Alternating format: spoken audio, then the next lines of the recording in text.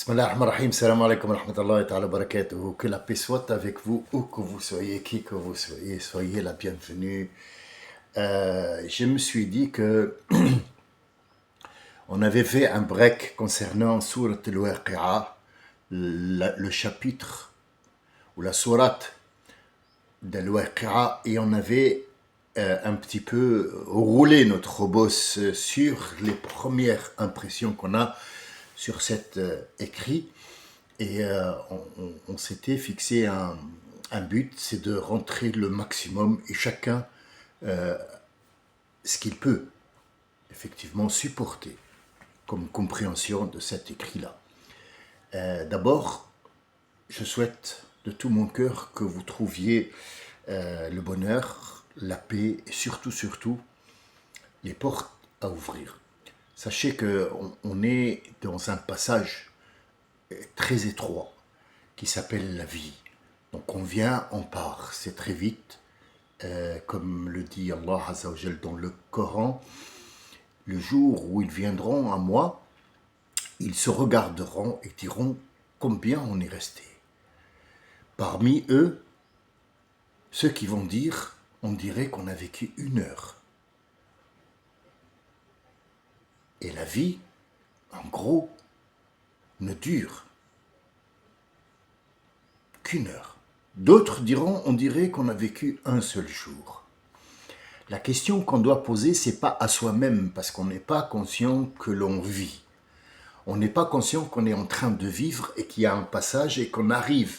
On est rentré par une porte et on regarde juste où on voit juste la sortie.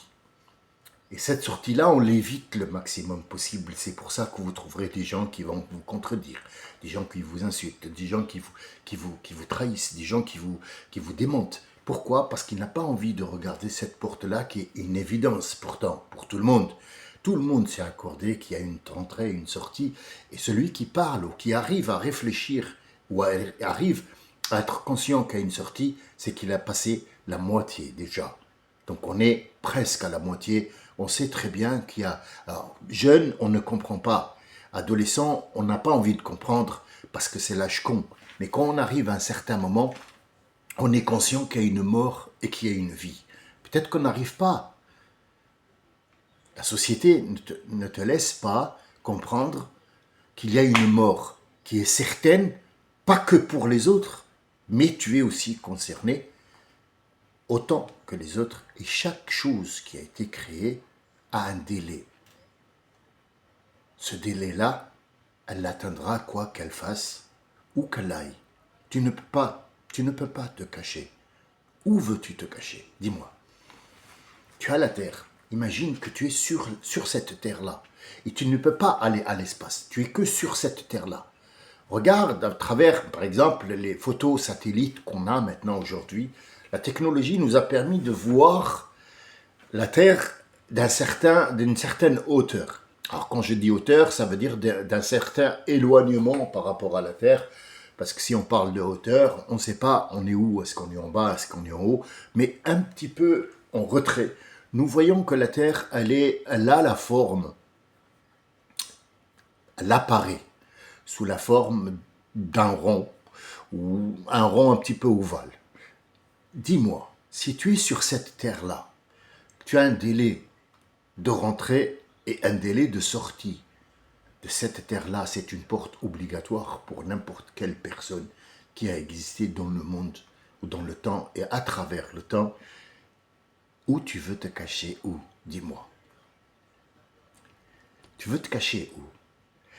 Tu défies celui qui a créé l'infiniment petit et l'infiniment grand, et tu vas te cacher où? Derrière des idées? Tu vas voir Poutine? C'est bien. Tu vas voir le pharaon? Ah d'accord. Hitler, qui? Dis-moi. Qui? Où tu vas te cacher? Et où sont ces gens-là chez qui tu vas te cacher? Où est la montagne derrière laquelle tu vas te cacher, puisqu'elle a disparu sous les eaux? Donc en fait, cette partie qui est désagréable, tu es éventuellement au courant, sauf que tu vas la fuir. Et là, le verset vient. قُلِ الْمَوْتَ الَّذِي تَفِرُّونَ مِنْهُ. Cette mort dont vous êtes en train de fuir, de cette mort, il viendra à vous. C'est éminent. Elle est éminente. C'est un verset que vous trouverez dans le Coran. Cette mort, cette mort pour laquelle, ou bien de laquelle vous vous enfuyez, c'est un rendez-vous que vous ne manquerez pour rien. C'est un rendez-vous qui est gravé dans la roche. Alors réveille-toi, mon ami. Réveille-toi. Tu as le ticket en main. Tu rentreras quoi qu'il arrive et tu en sortiras de toute façon quoi qu'il arrive aussi. Nous sommes arrêtés chez les gens qui sont dans la droiture, s'ils restent dans la droiture. Ashab al-Yamini, ma ashab al-Yamini.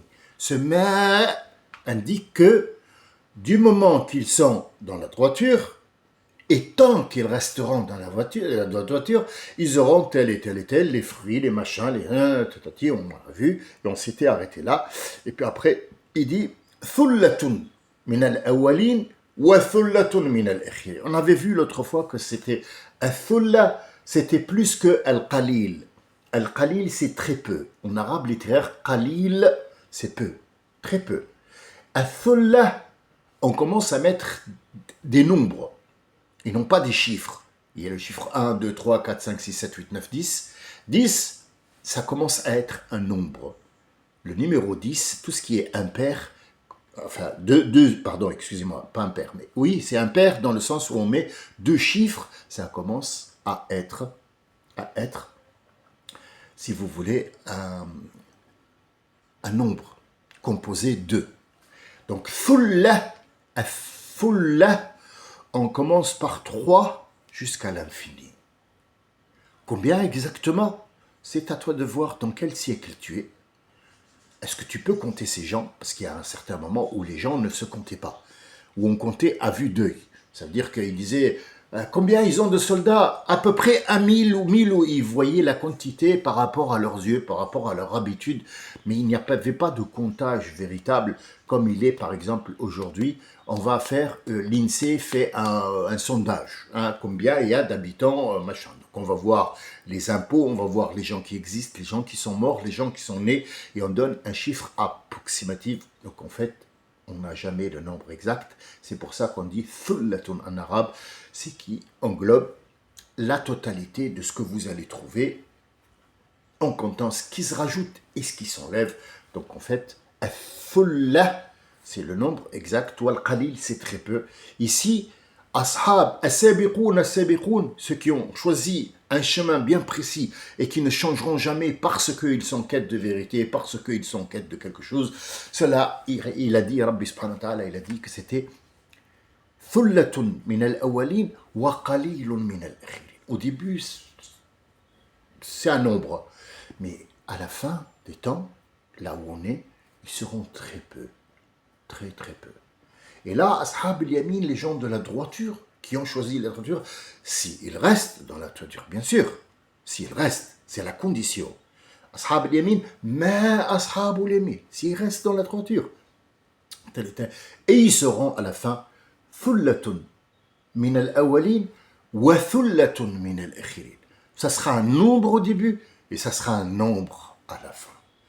Et tout de suite, il passe wa ashabu shimali ma ashabu shimal. À shimal, nous avons dit que c'était pas à la gauche.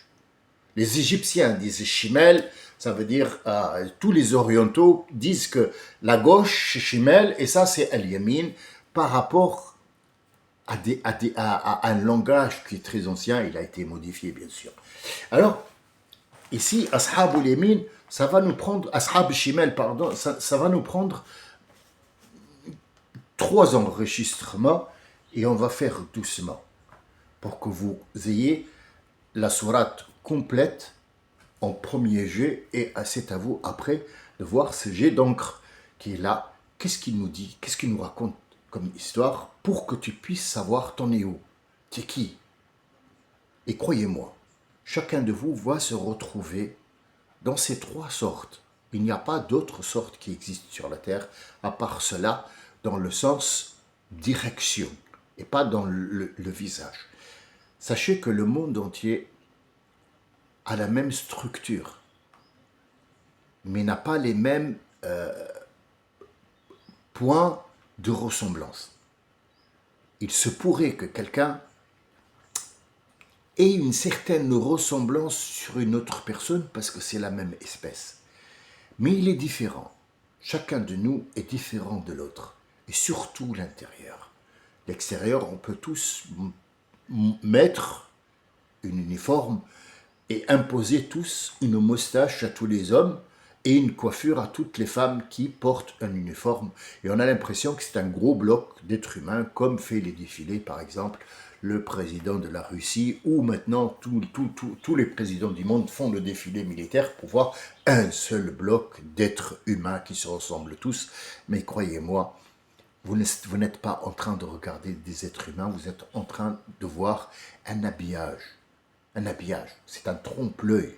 On appelle ça un trompe-l'œil. Aucune personne n'a une ressemblance avec l'autre, et surtout de l'intérieur. Chacun a son point de vue. Et qui te dit qui s'assemble se ressemble, ils s'assemblent peut-être sur des points, sur un point de vue, où ils sont accordés sur un goût ou sur une couleur. Mais ça s'arrête là, puisque le reste est complètement différent. Et subhanallah, ça aussi, c'est une preuve que celui qui a créé ce monde est d'une puissance inimaginable dans la tête pour un être humain. On ne peut pas parler de Dieu en disant que c'est un quelqu'un où il est quelque part, parce qu'on on n'arrivera jamais. L'être humain avec son cerveau qui est hyper sophistiqué n'arrivera pas à voir ou à imaginer qu'il y a une machine, qu'il y a un être humain, ou qu'il y a quelqu'un d'une autre race qui a fait toute cette diversité dans le monde. Il est impossible. Impossible. Je vais vous donner un petit exemple pour que vous sachiez que cette diversité, elle est infinie. La couleur verte sur la Terre n'a jamais existé en fait. Oui, on a beaucoup de verdure, effectivement, la chlorophylle de la plante donne cette couleur verdâtre parce que c'est de la végétation, c'est de là qu'on vient le mot végétation. Et puis tu trouveras toujours quelqu'un qui va te dire des conneries comme ça. Or, c'est pas des conneries en fait. C'est une explication pour que le cerveau accepte cette verdure-là. Mais dites-moi, combien il y a de couleurs vertes dans le feuillage seulement? Dans un seul arbre, combien il y a de couleurs, combien il y a de nuances de vert? Combien il y a de nuances de vert? Infini. Pourquoi? Parce que ça dépend de ce qu'il a absorbé comme UV. L'UV, il est bleu. L'UV est bleu. Quand on regarde le ciel qui est bleu et on regarde la mer qui est bleue, bleu azur, bleu turquoise, bleu foncé, bleu clair, bleu marine, ainsi de suite, c'est bleu. On ne peut pas le voir. Pourquoi? Parce que quand on prend un petit peu d'air qui est bleu, même dans un avion, sans la main, hop, on veut voir ce bleu-là, il n'y a rien, incolore. On plonge dans la mer, on va jusqu'à 40, 50, 60, 100 mètres, 200 mètres, 2000 mètres, on prend de l'eau qui est bleue, qui est censée être bleue. On le remonte, on trouvera une eau transparente. Alors d'où vient ce bleu? D'où? Il est où? Ça, c'est l'information que porte l'eau, et porte l'eau qui est dans l'air. Le gaz, est-ce qu'il peut être bleu? Il peut être bleu quand on l'allume. Mais le gaz, à l'état liquide ou l'état gazeux, n'a aucune couleur. Il ne peut pas prendre de couleur. Qu'est-ce qui fait qu'il soit bleu comme ça? C'est les UV. Les UV qui sont bleus. Les UV sont bleus. Et ce bleu-là, quand il se mélange avec la plante, qui a à l'origine une chaleur, tout frottement produit de la chaleur. Elle devient, ce jaune donnera le mélange avec le bleu, ça sera du vert. Et cette nuance de vert fait un camailleux. Un camailleux, ça veut dire il commence du vert tout simple, aller sur des verts foncés, aller sur aussi des verts qui sont plus pâles ou alors plus pistache et ainsi de suite. Donc le bleu turquoise aussi, puisqu'il va être mélangé avec cette blancheur de la journée, ou alors le rouge qui va être mélangé avec ce bleu qui va donner les couleurs, ou alors qui vire vers le violet foncé, ou alors faire le fuchsia, et ainsi de suite. Donc ces couleurs-là sont à la base sur trois couleurs fondamentales, qui est le bleu, l'ultraviolet, le rouge, l'ultra-rouge, et ce qu'on appelle la chaleur de ce soleil qui nous donne ce jaune-là. C'est une chaleur. Quand on mélange, on trouve ces couleurs-là. Donc en fait, tout est scientifique et ce Coran vient approuver, la science vient approuver que ce Coran-là est juste dans le moindre détail qu'il donne. Ashab al-Shimel, c'est tout ce qui est mauvais.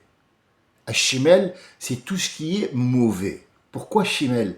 Shimel vient compléter un autre mot qui dit Shamilun wa kamilun.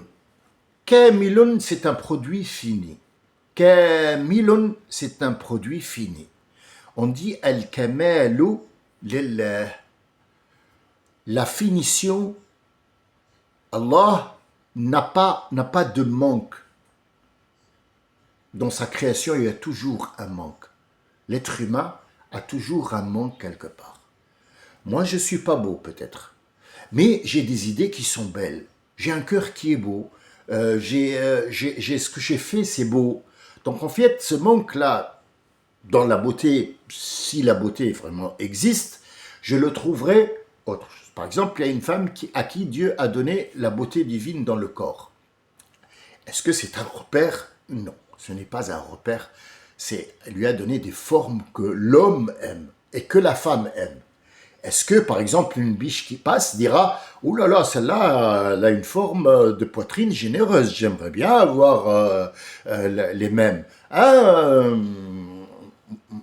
Ça se pourrait. Ben non, puisque l'être humain seul reconnaît ces choses-là qui n'ont aucun rapport avec l'existence. C'est un moyen d'avoir une envie qui fait partie de la vie sexuelle. Elle ne fait pas partie de l'être humain. Une femme qui n'a pas de poitrine ou qui a une poitrine, ça ne change rien. C'est une femme qui a de beaux actes, qui est féminine, qui est là, qui a une présence, qui a un cerveau, c'est une femme qui va donner naissance à des gens, à des êtres humains qui vont faire cette société. Mais si on parle de femme qui a une poitrine, qui a des lèvres pulpeuses et qui est belle à mourir, je sais pas quoi, là on est plutôt sur l'instinct animal, sur l'instinct fade de l'existence. Donc, ce qui intéresse chez la femme, ça devient un objet sexuel et il faut absolument qu'elle soit au goût de l'homme, sinon elle n'existe pas. Vous voyez où on est arrivé? Et c'est là où on est arrivé. Regardez la télé, regardez tout ce qui vous allez voir comment on utilise la femme pour la vente des objets, pour les actes mauvais qui existent dans la télé. Je vous laisse voir, c'est une large gamme d'insolence envers la femme incroyable. Donc le Coran est venu ici lui dire la femme est une femme et non pas un objet sexuel. Donc Ashimel, Al-Kamel, Lillah. Ce manque chez la femme, qui est par exemple un manque de poitrine, Dieu lui donnera autre chose, par exemple en présence, ou en amour, ou en connaissance. Donc il y a toujours ce manque qui vient. On dit toujours une blonde, elle est con comme un balai. Bon, ça c'est les a priori des gens. Ce sont des théorèmes à la con à 2 francs 50. Mais il se pourrait qu'une blonde qui a tout pour plaire, qui n'a pas la beauté, c'est pas la beauté. Elle a tout pour plaire un homme, qui est en rut, tout simplement. Parce que l'homme qui a un cerveau ne regardera pas si elle est blonde ou brune, ou elle vient d'Inde, ou américaine, ou je sais pas quoi. Il regardera ce qu'elle représente, elle, dans le cas féminin ou masculin. Donc ça, c'est Al-Kamel. Wa Shamilun, ça veut dire il y a tout dedans. Il y a tout. C'est un aliment, on dit un aliment complet. Cet aliment qui est complet dans quoi? Dans ce qu'il fait. Un aliment, est-ce qu'on va le mettre sur le visage? Est-ce qu'on va le porter comme étant un habit? Non. On parle de l'aliment quand il rentre dans ce que le corps a besoin, cet aliment-là lui apporte. Donc il s'appelle Shamil. Shamala. Washimel vient compléter ce mot-là pour dire Ashimel, c'est tout ce qui a englobé les mauvais actes. Ça s'appelle Ashimel. Tout ce qui a englobé tout ce qui est mauvais. Tout ce qui a englobé tout ce qui est. Pourquoi je répète 2 fois tout ce qu'il y a et tout ce qu'il y a? Parce que ce qui a englobé, on va mettre le mal dans un seul coin, donc on peut l'éviter quelque part. Mais s'il vient dans toutes les choses, il y a du mauvais, c'est que pour reconnaître le bien, il faut toujours aussi subir le mal. Si on subit le mal, on sait qu'il y a quelque part autre chose qui ressemble à autre chose et qu'on va appeler bien. C'est la guerre qui existe depuis que le monde est monde entre le bien et le mal. Ici, Ashimel, Ashab ou Shimel, ceux qui font le mal et qui y restent, qu'est-ce qu'ils ont? Ashab ou Shimel et ma Ashab ou Shimel, fi sumum wa hamim. Ils sont dans sumum wa hamim. Et aujourd'hui, nous allons nous arrêter à sumum wa hamim. Et nous reprenons, Inch'Allah, le reste qui est très intéressant. Croyez-moi, même si c'est très léger comme explication, une explication qui vient juste pour ouvrir, ne serait-ce qu'un petit centimètre la porte de la connaissance qui est derrière, c'est déjà beaucoup. Alors, as-sumum, ici, Dieu ne parle pas de là, ils vont aller en enfer, je ne sais pas quoi. Non. La seule chose qui nous a été expliquée et on a su comment c'est l'enfer, c'est exactement la punition qu'il va y avoir dans l'au-delà après la mort. La seule chose que les yeux ont vraiment vue dans les écrits, c'est cette explication de l'enfer. Le paradis ne l'a pas expliqué. Mais l'enfer, oui. Mais ici, au début, il ne parle pas d'enfer. Il parle de la vie terrestre. Comment ces gens qui font le mal, toi, tu as l'impression que ils vivent bien. Ils ont pris l'argent de tout le monde, et alors des yachts et des machins. Et, il est bien. Il y a un rappeur, vas-y comme ça, de l'or. Mais en fait, ça, c'est un trompe-l'œil que vous voyez et que vous avez envie d'avoir la même chose, sauf que c'est pas bon. On le trouve où, ça? On le trouve dans Surat Taha. La Surat Taha. Où Allah dit, je vous ai donné ce Coran pour que vous voyez, vous l'utilisez et vous voyez les choses que vous vivez dans la vie. Pas après la mort, dans la vie. Où ça va vous mener, ça? Regardez Caron. Caron, c'est Qaroun. Qaroun, c'est le cousin, ou alors il est de la tribu de Moïse, Ben Israël aussi. Mais il a fait son petit chemin et Allah lui a donné quelque chose. Cette chose-là, il lui a donné comment mélanger des métaux pour avoir un seul métal qui est précieux et qui ressemble à l'or. C'est ce qu'il a vendu, c'est ce qu'il a donné aux pharaons. Parmi les vestiges qu'ils ont trouvés des pharaons, ils ont trouvé de l'or pur et ils ont trouvé de l'or qui n'en est pas. Qui ressemble plus au plaqué or qu'on connaît maintenant. Comment ça se fait que les Égyptiens, à ce moment-là, ils ont toute cette science? Eh bien, c'est un seul homme qui le savait. Mélanger des métaux, et jusqu'à aujourd'hui, on sait très bien comment c'est du zinc, c'est de l'argent, c'est beaucoup de métaux qu'ils mélangent ensemble, bien sûr en dosant, et le dosage, c'est lui seul qui a ce secret-là, et qui peut fabriquer cet or-là, et il le donne au pharaon, et il le partage avec lui. Donc, Qaroun était le plus riche du monde. À ce moment-là, sur terre, il n'y avait pas plus riche que lui. Et Allah nous décrit qu'est-ce qu'il avait quand il passait. Il a dit qu'il avait tellement de chambres, qu'on appelle nous chambres funéraires maintenant, parce que ça va être sa fin à lui. Donc il construisait des chambres impénétrables, grandes, mais énormément grande comme les pyramides, et il mettait tout son or là-dedans, et il avait à sa disposition des gens qui le travaillaient et qui avaient des clés qui portaient à trois. La clé de cette pyramide-là, il la portait à trois, et c'était des gros esclaves comme ça, avec de gros muscles, qui portaient cette clé, tellement il avait de l'or, des rubis et des diamants.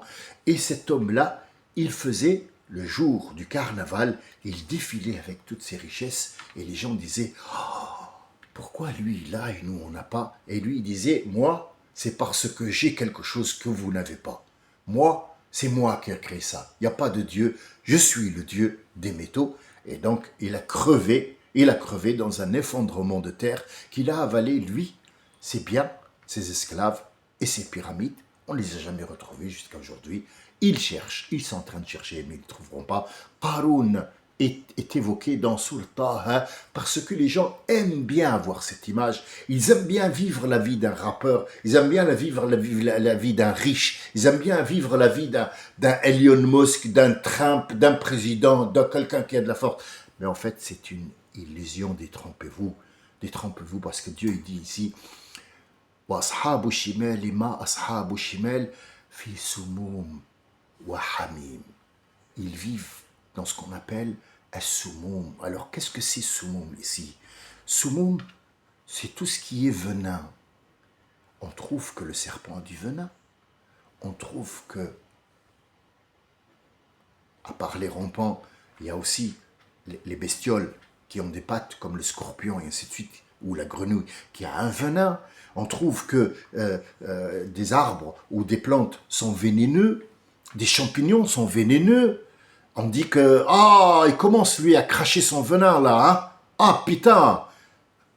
Eh oui, un chef ou un collègue qui commence de bon matin à faire chier tout le monde. Donc, qu'est-ce qu'on dit? On dit, il va cracher son venin ce matin, hein. En fait, tout ce qui est vénéneux, ça rapproche de la mort.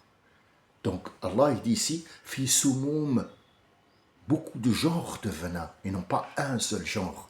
Fi soumoum, leur vie, c'est un venin pour eux et pour les autres qui s'en rapprochent. Fi soumoum wa hamim. Al-hamim, c'est quoi? C'est tout frottement produit de la chaleur. Cette chaleur-là, elle peut être néfaste. Quand on frotte, à un certain moment, on ne peut plus supporter cette chaleur. Bien pareil, tout frottement dans toute chose fait des grincements, fait une chaleur qui est artificielle et qui n'a pas lieu d'être parce qu'elle va abîmer la chose ou l'endroit ou le temps ou les êtres humains ou l'écho. Sachez-le. Regardez cette association de venin et cette chaleur artificielle qui va tout détruire à la fin. En fait, fi sumum wa hamim wa dhillin, allez, je termine, wa dhillin min yahmoum. Avant, pour les gens qui avaient la droiture, avil, c'était dhillin mamdoud. Cet oxygène qu'on prend de cet ombrage que les plantes donnent. En fait, cet ombrage, il est agréable. Pourquoi? Parce qu'il contient de l'oxygène que la plante rejette. Et en plus, elle enlève tous les gaz toxiques et tout ce qui est UV qui viennent te mettre de la chaleur. Dans cette ombre-là, tu retrouveras un petit peu de fraîcheur et de l'air pur à respirer. Quand tu es, par exemple, à 56 degrés de chaleur, par exemple en Arabie Saoudite ou dans un désert, tu as du mal à respirer parce que cet air chaud ne contient absolument pas, l'oxygène a été évaporé et donc tu trouves de la chaleur seulement à respirer. Cette chaleur que tu respires, elle va te sécher la bouche, la gorge et les poumons, donc c'est néfaste pour toi. Donc il te faut un petit peu d'oxygène qui vient de cette ombre. Mais si cette ombre-là, il n'y a pas de plantation, pourquoi ici il dit en fait, cette chaleur qu'il va respirer, cet homme-là qui va faire ce qu'on appelle tout ce qui est venin, cette société vénéneuse qui produit des stars et produit de la pollution, qui produit des machins, des produits de cosmétiques, des produits... En fait, tout ça, ce sont des venins qu'on est en train de manger dans nos aliments et dans notre vie, et dans notre inconscient, et dans notre cerveau. C'est un venin qui va te détruire. Et ce venin-là, en fait, il est accompagné de quoi? Il est accompagné de chaleur. Cette chaleur-là, on a tué tout ce qui est végétation. Regardez comment c'est. C'est d'une clarté incroyable. Parce qu'après, on rentre, là, on met tout en vrac, et on rentre, on va détailler les choses. Chacun de vous va trouver ce qu'il lit, il va le trouver ici.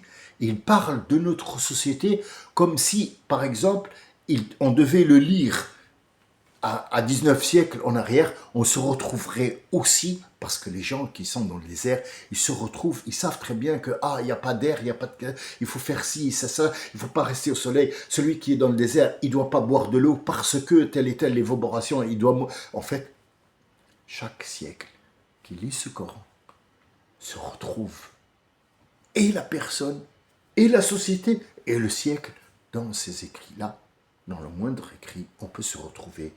Ici, parle, par exemple, si on prend notre siècle à nous, fi soumoum wa hamim, on est dans les poisons qui sont en train de nous... Soumoum, poison, là, elle est là, là. Wa hamim, il n'y a plus de plantes. Il n'y a plus de plantes. La plante n'est plus. Donc, le réchauffement climatique, il est là. Le réchauffement climatique, c'est pas parce qu'il y a... je sais pas quoi, il y a quelqu'un qui a fait une route, c'est non, on doit faire une route, on doit faire une montagne, mais l'excès de venin fait qu'on a envenimé notre vie, mais aussi la terre, et donc les conséquences sont là.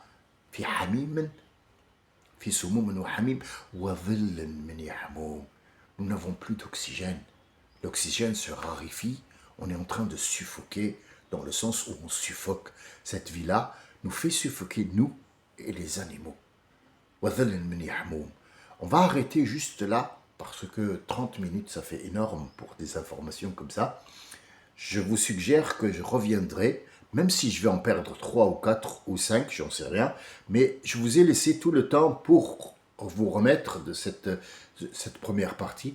Nous avons la deuxième partie qui vient apporter un éclaircissement, vous n'avez aucune idée, pour les gens qui sont intéressés. Pour les gens qui ne sont pas intéressés, passez votre route, c'est pas une chaîne où on doit s'arrêter pour vous, parce que c'est pas intéressant. Allez voir tout ce qui est vénéneux, allez voir le manque d'oxygène, et vivez votre vie, il n'y a pas de souci, mais laissez-nous voir les vérités comme elles sont. J'espère que je vous ai apporté quelque chose qui puisse vous tenir toute la journée en réflexion, jusqu'à, Inch'Allah, si je le peux cet après-midi, si je le peux demain. Sachez qu'il n'y a pas que cette chaîne, il y a en arabe, il y a en anglais, il y a en allemand, et puis j'ai des gens que je vais voir aussi pour leur donner tout ce que je peux, si je sers à quelque chose, et en même temps je dois aller travailler, donc ça fait un travail monstre et énorme, mais je prends plaisir à le faire, et je prends plaisir à partager avec vous. C'est gratuit, prenez-en, c'est gratuit, servez-vous, c'est gratuit. Je paye pour que cette information passe, et non pas on me paye pour que je donne l'information. C'est ma seule fierté dans ma vie, c'est que ces informations-là ne sont pas à vendre, ils sont à partager, et j'essaie de partager le maximum, si bien sûr vous avez de quoi, des récipients pour prendre, parce que l'ouverture d'esprit, elle est là. Je vous remercie de votre écoute, et je vous dis peut-être à tout à l'heure, peut-être demain, Inch'Allah. Salam alaikum wa rahmatullah.